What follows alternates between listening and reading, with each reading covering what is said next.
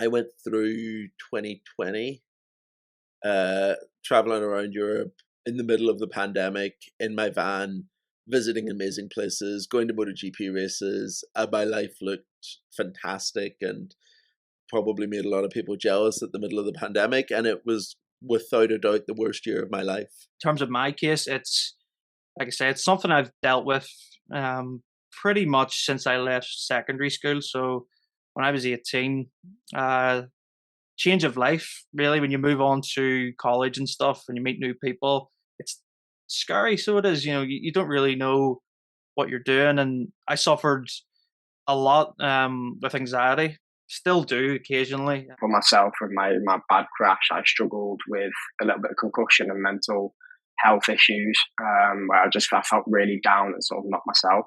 And I think I spoke a little bit about it on some of my platforms, but not all of them, just because I feel like some are more accepting than others.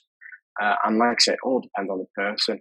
Maybe someone younger like myself, it's a bit easier because I know it's a bit more accepted, whereas the older generation might feel like it's not really, and they don't open up about that sort of thing. I wouldn't talk about things. I wouldn't speak to people when I'm not feeling okay. I'd keep it, within myself. And as I say, over the last few years or whatever, I realised it's so much better to talk to someone. It doesn't have to be anything professional or anything crazy. Just literally having a 5-minute chat with a friend when you're not having a good day. It really changes everything. It makes you feel so much better. And I've suffered myself in having very close friends take their own life. One in particular, and in that particular case, perhaps you just don't know the real issues people are facing and how extreme those problems can be. And we all look at those situations afterwards and think, why didn't the person reach out? Why wasn't that talked about? That was so easily fixable, or what have you. But I think people can get into a hole where small problems become huge and fixable problems become insurmountable. A lot of the time, when somebody loses that fight, people will be the first to say, like, oh, I never saw any signs, everything seemed fine until it wasn't. The first conversation to have is kind of with yourself and making your mental fitness part of your preparation, part of your thing when you go racing, before you go racing, in your downtime. Just that checking in with yourself and saying, how am I doing? Am I okay? Do I need anything? And then once you've identified that, if you need assistance with it, you can get assistance with it. But you've got to check in with yourself first. I always thought that I was the only person that ever suffered like with panic attacks, anxiety. I thought it was, why do I feel like this? But then when you speak to someone and they're in the same situation, or they have known someone that's even been like that, you can have that connection and you can relate, and you can then talk about how to get better, and it just takes your mind off things. Professional help is great, so it is. I don't really like the term when people say, "Oh, you're going to someone like a psychiatrist." It seems that it's scary. It kind of frighten people to actually open up. It's just a person who's qualified to talk, and they're fantastic. They're just normal people, and it puts you such at ease. I've never gone to someone professional about it. Potentially, I would if things got really bad. I don't think there's anything to be ashamed of in that. But I just have never got. Well, I have been at that point, but I was so young, I didn't know. And maybe it's a bigger topic now. For example, we're doing this today. It's a bigger topic now that people speak about. So going back, I probably should have done, but I didn't. But if it came to that again, I probably would. Yeah. I've got my own therapist. Me personally, I stay away from friends and family because one of the things I struggle with most is feeling like a burden. Especially with how much things like racing costs, the strain that it puts on the people around you. Nobody makes me feel like a burden but me. You know, that's a very important note. Nobody else is doing this but my own head.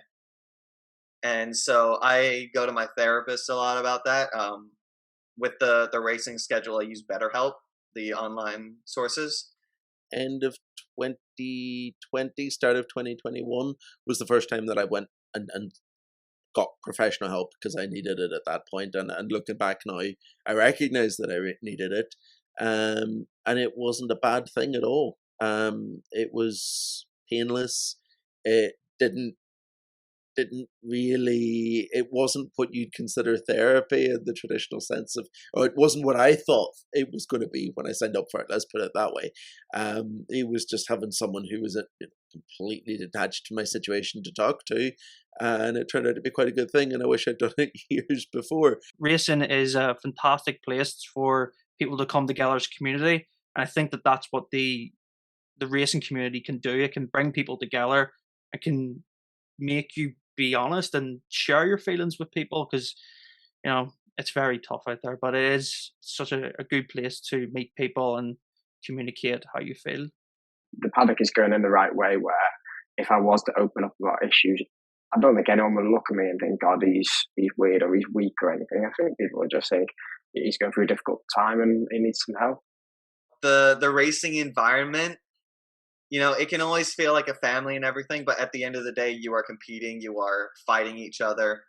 It's a pretty masculine, tough guy sport that, you know, it's not the usual environment where you would go talking about things like that. You know, you get your really masculine guys that go, just man up a little bit, but it's improving, and as mental health awareness improves and gets out there so much more, it is getting better, and people are like riders are coming forward and voicing their personal struggles with mental health. And I think every time that happens, the awareness improves, you know, within the racing paddock, and it makes it better and more available to feel safe within the paddock and feel more okay about talking about things.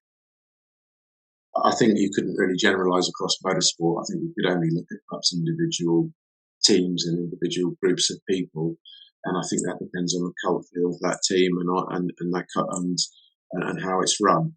I would like to think that in our particular organisation, if anyone's got an issue, then there would be no sense of embarrassment or no sense of negativity about it being discussed, and as much help provided as could be provided. I know some team managers who actively just send people to me regularly. Right? They're just like, yeah, go and speak to this guy, go and see this guy, go and see this guy at every level.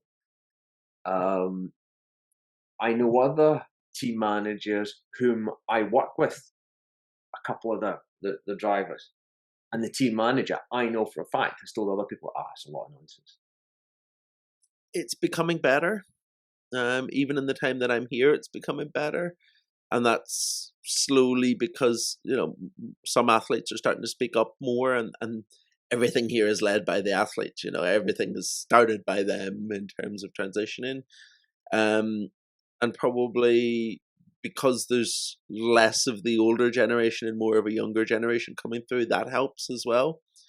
But it's still a place where if I heard that a rider had lost their ride because of mental health problems, I wouldn't be surprised about it. You know, there is still a lot of work to do.